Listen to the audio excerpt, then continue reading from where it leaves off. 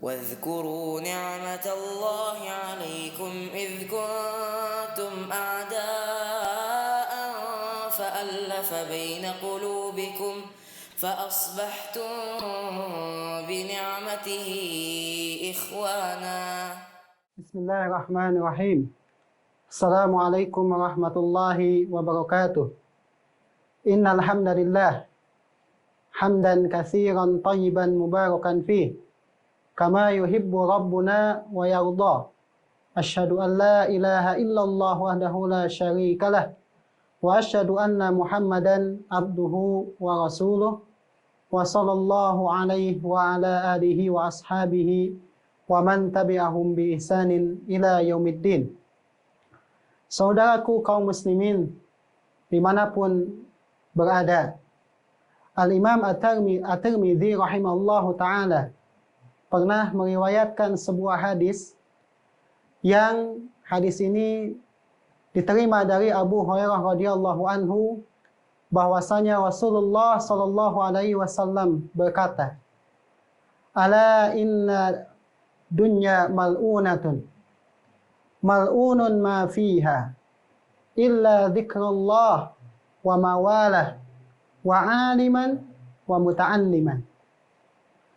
Rasulullah SAW pernah mengatakan, ketahuilah bahwasanya dunia ini terlaknat, dan terlaknat pula segala yang ada di dunia. Dalam riwayat yang lain, mal'unun man fiha, terlaknatlah orang-orang yang ada di dunia, kecuali orang-orang yang zikir kepada Allah Subhanahu wa taala dan orang-orang yang melaksanakan perintah dan menjauhi larangan Allah Subhanahu wa taala, dan kecuali orang-orang ulama atau ahli ilmu dan orang-orang yang menuntut ilmu.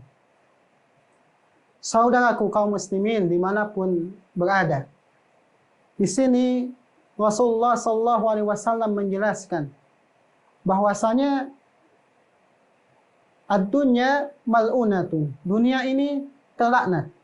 Syekh Ibnu Baz rahimahullahu ta'ala menjelaskan makna mal'unun atau mal'unatun, maknanya adalah madmumatun, yaitu tercela. Jadi dunia ini tercela. Dunia ini tercela dan seisi dunia juga tercela. Lalu Rasulullah SAW mengecualikan 4 kelompok yang dijauhkan, yang tidak termasuk ke dalam kelompok yang tercela tersebut. Siapakah mereka? Illa dzikrullah, kecuali berzikir kepada Allah Subhanahu wa taala. Berzikir ini banyak bentuknya. Bisa dengan membaca Al-Qur'an, bisa dengan mengucapkan subhanallah, bisa dengan mengucapkan Allahu Akbar, bisa dengan mengucapkan astagfirullah, bahkan termasuk salat juga adalah berzikir kepada Allah Subhanahu wa taala.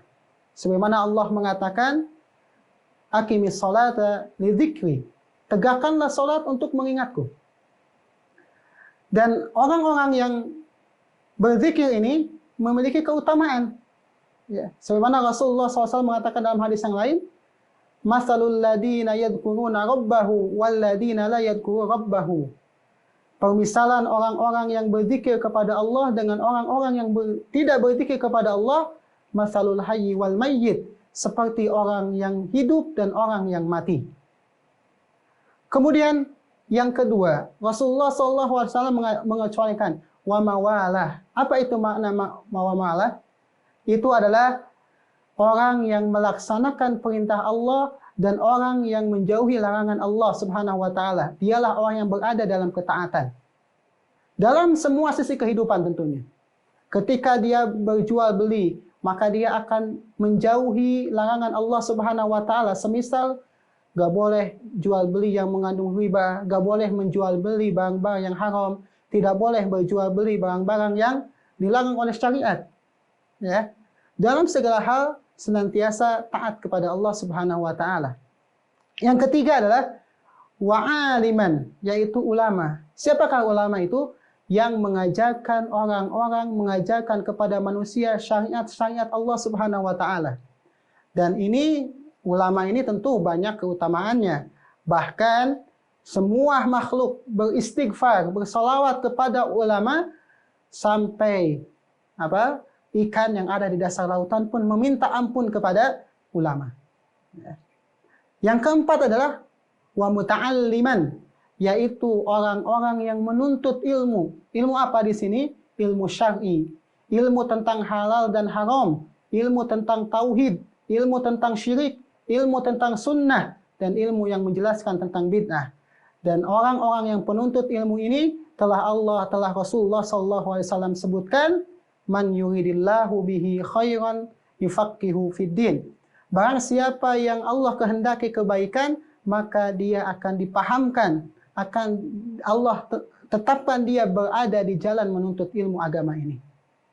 Saudaraku kaum muslimin dimanapun berada, kalau kita perhatikan 4 kelompok ini atau 4 keadaan ini yang dijauhkan dari laknat Allah Subhanahu wa taala, maka kita bisa kembali kepada makna yang tadi, bahwasanya dunia terlaknat itu kenapa?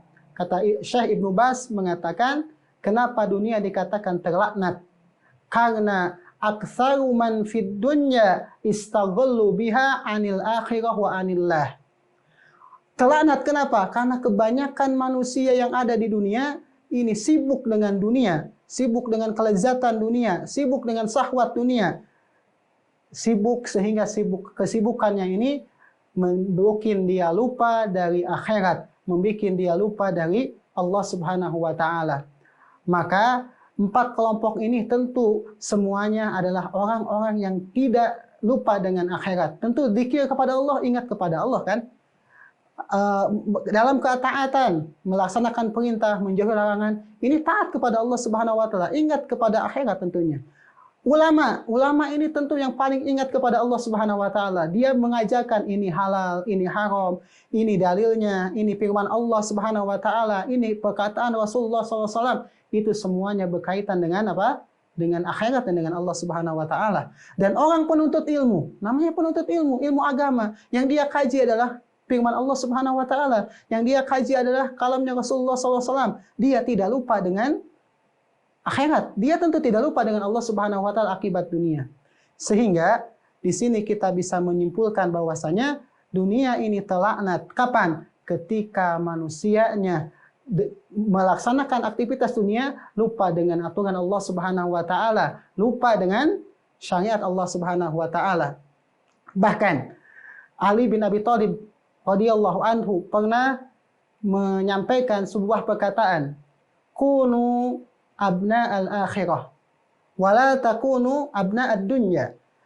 Jadilah kalian ini anak-anak akhirat, jangan sampai kalian menjadi anak-anak dunia. Pernah ditanyakan kepada Imam Ibnu Qayyim, maksud jadi anak-anak dunia itu gimana? Yang namanya anak itu kan akan kembali ke ibunya. Kita perhatikan bapak-bapak atau ibu-ibu yang udah punya anak, anaknya nangis, biasanya siapa yang kembali? Ke ibunya.